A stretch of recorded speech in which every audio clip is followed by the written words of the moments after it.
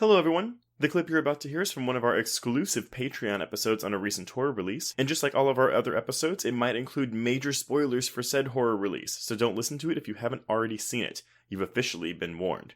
And if you'd like to hear the full episode, just head on over to patreon.com/horrorqueers and subscribe today. Without further ado, here is your exclusive Patreon clip.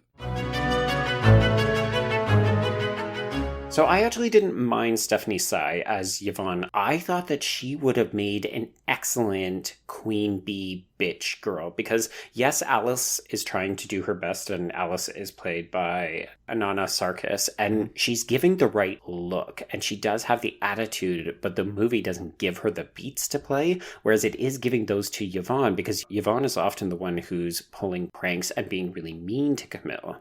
Yeah, but then the movie gives Alice the scene where she punches Camille whenever the quote-unquote ghost of Roz says, "Camille killed me." Ugh. Yeah, I do wonder if it's an issue of too many characters. Which is hilarious to say because you're absolutely right when you say that this feels completely empty. Like it might as well be an abandoned boarding school with 5 students. The first hour of this film, basically the hour mark, I was like, nothing's happened. Like, I know that there's been a ghost. I mean, I'm sorry. I know that girls have died by this point, but I also think that's why the kills before this reveal are so tame. Oh, gosh. If you told me that this movie was originally intended to be PG-13 and then they shot it sequentially and changed their mind at about that hour mark and then changed it to an R-rated film with Yvonne's death and beyond, I would 100% believe you. Yeah. I mean, I think they say fuck like a handful of times. That's the only reason I knew it was R from the get-go is because I heard them say fuck. This movie should be more fun. Or it should be more atmospheric, or it should be more scary. And the problem is that it's really just falling firmly into meh territory. Like, it's not abysmal. We're making it sound absolutely horrendous, but really we're just trying to encourage you that this is not a good time because you walk away feeling like, yeah, okay, I guess I just watched a movie. No, I mean, you will forget it an hour after you watch it.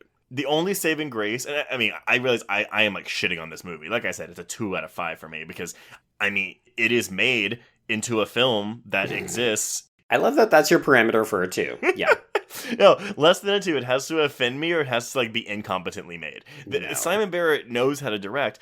And, well, Does I mean, he knows how to put a film together and film scenes. Unfortunately, watching this, I was just kind of like, I guess there's a reason Adam Wingard was directing all of their collaborations. Okay, but then why is the script for this so bad? Why don't these girls have stronger personalities? Why isn't the dialogue better? Why aren't the scenarios more interesting? Well, because he also co-wrote all those movies with Adam Wingard. Okay, so what you're saying is Adam Wingard is the true Adam Wingard's like the... I don't know. Maybe it's... This just feels very lazy to me. Like, this entire endeavor, like, yes, he films things, he puts film scenes together to make what is a movie, but I don't feel any energy from him. It doesn't feel like he's excited about this movie. I just see a bunch of girls sitting around talking, to the point where I was even questioning if the film was trying to be scary, because I don't think it is. Oh my god, you always try to bring this up. It's like, it's a horror movie, Trace. It does think it's trying to be scary. I know. No but movie it's not says, effective. Hey, I'm a horror movie or a thriller, but let's not be scary. That's a problem though. That's a problem. But that's where going back to your thing where it's like, okay, yeah, I wish there was more atmosphere here. Like anything to latch onto where I was like, ooh, like I feel the chills coming.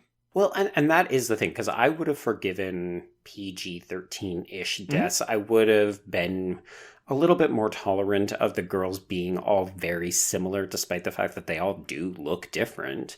But the problem is like, if you're going to do that, then I need atmosphere. I need some kind of tension or creeping malice. Like, this boarding school should be creepy or spooky or weird, and it is none of those things. It is just a dormitory where we are going from like-minded room to like-minded room. It just, oh boy. For a good example of a dormitory setting that is really evocative and has a great atmosphere, The Black Coat's Daughter. Okay, see, I haven't seen it. Oh, I know. Oh my god, you should really watch. No, that I as know. soon as you Everyone can. and their dog has just made the same sound as you hearing that, and it's been on my watch list forever. It's one of those things where I need an excuse to watch this movie. No, I get it, and actually, we could probably cover it because there's definitely some queer undertones in it. I have heard that. Yes. Okay. Anyway, my issue is this. So the last 20, 30 minutes of this movie, it's a completely different tone and vibe and film. 100%. It's actually an interesting movie. Yes, and that's not necessarily a bad thing where it's like, oh, it feels like two different movies. Like, cool, like this movie becomes another one, whatever. The problem is that because that last act is so kind of kooky bonkers, tonally very over the top. Yeah. Where was that movie when I was bored to death during Yes. the first hour and 15 or whatever? I don't understand why this movie plays it so straight up until the reveal. Mm-hmm.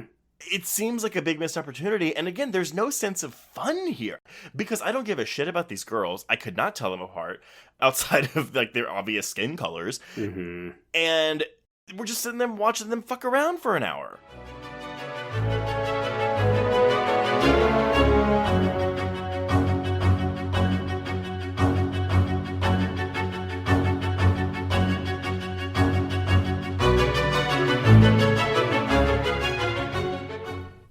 It was late in the afternoon when the professor and I took our way towards the east, whence I knew Jonathan was coming. Jonathan Harker has asked me to note this, as he says he is hardly equal to the task, and he wants an exact record kept. Dear Madam Mina, I have read your husband's so wonderful diary. Strange and terrible as it is true. I will pledge my life on it. God preserve my sanity, for to this I am reduced. Safety and the assurance of safety are things of the past. I am in hopes that I shall see more of you at Castle Dracula.